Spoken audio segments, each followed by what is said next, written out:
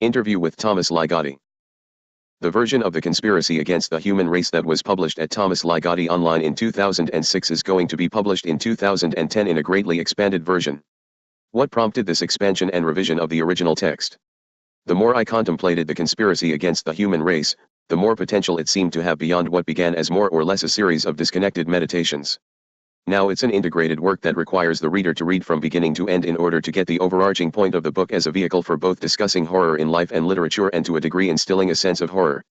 Hence the subtitle, A Contrivance of Horror. The term conspiracy seems to imply that there is something/somebody that conspires, something that is also hinted at in your story The Shadow, The Darkness, in which we hear for the first time about the unpublished philosophical treatise. An investigation into the conspiracy against the human race. Ted Klein's collection Dark Gods was translated into German as Verschwörung der Götter, Conspiracy of the Gods. I think this title makes the gods much more rational than the original one. What made you choose the term conspiracy? I used the word conspiracy in the usual sense and for the usual reasons to designate manipulative activities unknown to those whom they manipulate. The perpetrator of the conspiracy in The Shadow, The Darkness is the title entity which the character Grossvogel discovers to be the essence of reality. After a period of physical and psychic alterations to his being, he awakes to what the world is all about, not the art he had been practicing in order to make a name for himself but simply the functioning of his body as an organism without an illusory identity.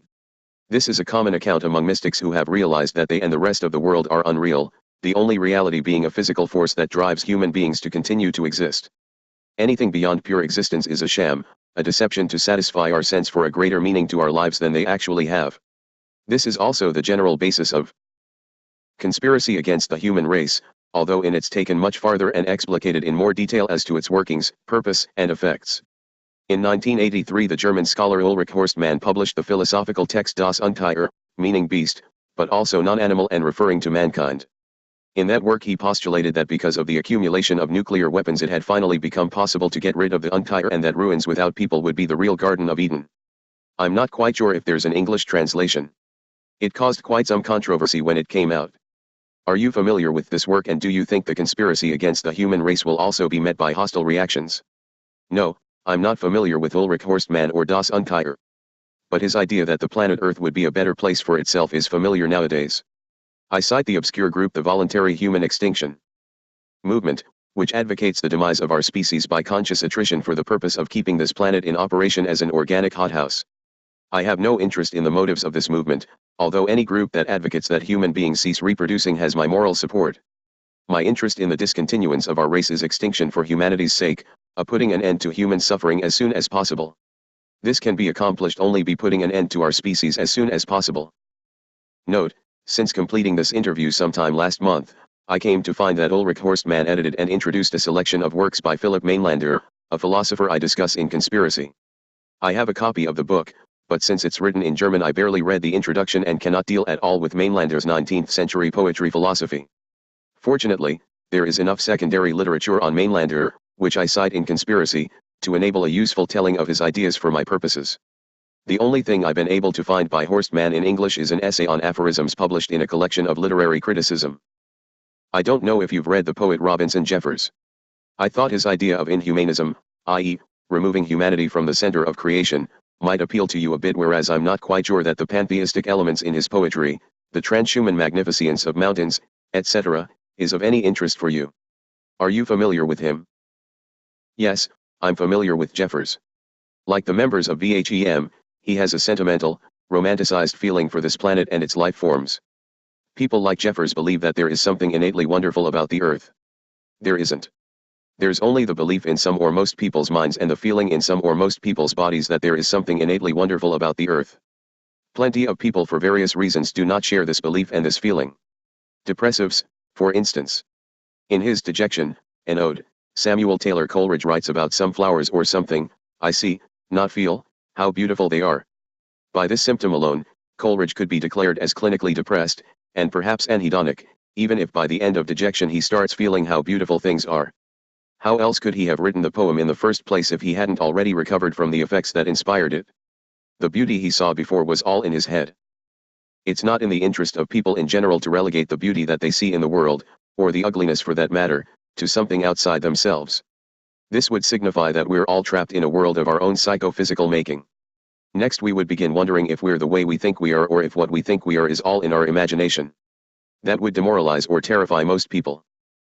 Jeffers also wrote in a poem his hurt hawks, I'd sooner, accept the penalties, kill a man than a hawk, whereas you once stated in an interview when asked about the difference between cats and people, it's always a sad occasion when a cat dies. Do you see parallels? Not really. Depending on the person or the cat and your perspective on them, it may or may not be sad when one of them dies or both of them die. Or you may be so depressed that you don't care if one or the other or both die. As I said above, Jeffers sentimentalized nature. He was also intensely misanthropic. That's the way he was made and probably the way he would make everyone else. All writing is pedantic to some extent. In any case, it's not as if he could choose to be some other way. In the shadow, the darkness, the stomach problems of Grossvogel seemed to give him a deeper insight, a greater awareness of the nature of the world. Have you ever felt something similar? Indeed I have. Suffering imparts more lessons about life than joy. And there is no greater love than to give up your own dope to your brother. Just thought I'd throw that one in. I found that your tales of corporate horror are unique in illustrating the horrors of the workplace within the genre of the weird tale. Would you say that they are some of your best works? Would you say that the results can compensate you for what originally caused the writing of these stories? I definitely don't think that My Work Is Not Yet Done is one of my best books.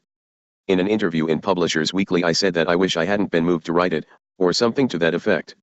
Even though most of my stories are autobiographical in some way, I would have preferred not to bring my work life into my writing. Actually, the story began as a film script, which largely accounts for its being unlike most of my writing. And ultimately, I would have to say that the stories did compensate me for what originally caused their writing. 2 of them appeared in print before they were collected in My Work Is Not Yet Done. At least one of them must have gotten passed around the department in which I worked because my boss called me into his office and had a talk with me.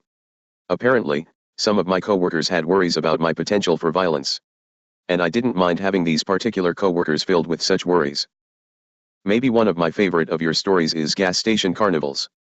The way how the fragile layers of reality crumble, something that can be found throughout your work, is amazing. Was there anything particular that inspired it? One day I woke up and said aloud Gas Station Carnivals. I thought was a good title for a story, so I wrote a story to go with the title. I've done that a number of times. You mentioned that you wished you had more time and energy to do musical things. Have you ever thought of pursuing that path further and record a follow-up to the mini-CD The Unholy City? By the way, was that an allusion to the text by Charles G. Finney, that accompanied the screenplay Crampton? The Unholy City was just a negative version of what are commonly called holy cities. And, no, I don't plan any projects in the future.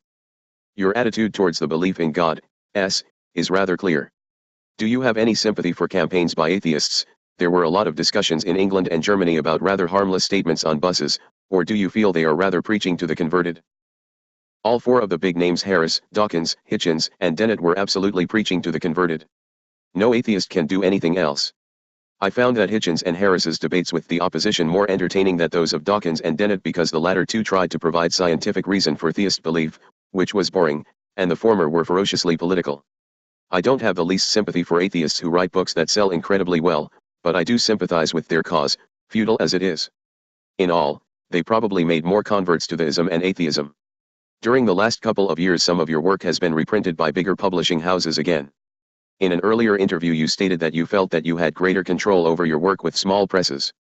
How were your experiences with Virgin Books? Virgin pretty much published the original books after giving them a proofreading. They did provide more promotion for the paperbacks they published than the original hardbacks receive, which was practically nil. Recently, though, they seem to have violated their contract with me by publishing an electronic edition of Teatro Grotesco. You've called people like Poe or Lovecraft mutants who might not have been able to produce such great works if they had been that what society considers being normal. Do you think nowadays people like these are missing? They've always been in short supply, but since the 19th century more and more have been allowed by the world to appear in greater numbers. At the moment I can't think of anyone who qualifies as a mutant making an appearance since the death of E.M. Siren, or at least anyone has written in English or been translated into English. But my standards for this sort of thing are pretty high. After his death, Thomas Bernhard, whose attack on and conflicts with the Austrian state are infamous, has been embraced by the official sides, and he has become a kind of national writer. Would you say that is some sad kind of irony? The same thing happens to all great writers who are infamous during their lifetimes. No writer's work can retain a permanently antisocial status. Society domesticates them, and thereby neutralizes them. For me the best description how one feels when being gripped by the fear of death can be found in Philip Larkin's, maybe last great, poem Obad, in which the speaker wakes to soundless dark and can never escape the knowledge that he is going to die one day. Most things may never happen, this one will. This thought always remains a standing chill / that slows each impulse down to indecision. Is the notion that is expressed in that poem familiar to you? Of course it is. I'm not an insentient idiot. Personally, though, I like Larkin's clinically morbid The Building as an expression of death anxiety. Would you say that in the past literary figures like Lovecraft or Bruno Schulz were more important to you, whereas in the last couple of years philosophers, e.g. Zapf, have taken their place and that they've influenced your writing as well? Yes. As I've said before, literature is entertainment or it is nothing. Before I die I'd like to find something more than entertainment, although I doubt I will. Lately I've been thinking about television as a way to deliverance. Not long ago I read that television produces alpha waves in the human brain, something that meditation also does. Who knows, I could become liberated from suffering by watching cop shows and reruns of Seinfeld. This is closely connected to the preceding question. It seems that in recent years you have focused mainly on the conspiracy against the human race. There are also rumors that you stopped writing fiction and that you are selling a great deal of your library.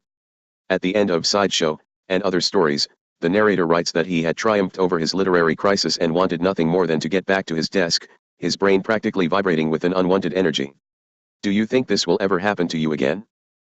It could. Anything could. Anyone who has really paid attention to what I've written, and I'm not saying that anyone should, would notice that as far back as The Spectacles in the Drawer and The Order of Illusion I was writing about characters who become fatally disillusioned with their former enthusiasms. That continued with The Shadow, The Darkness. My life really, has been a journey of disillusionment, one after another. And that's not just my persona talking. Is there anything else that you would have liked to have been asked? No.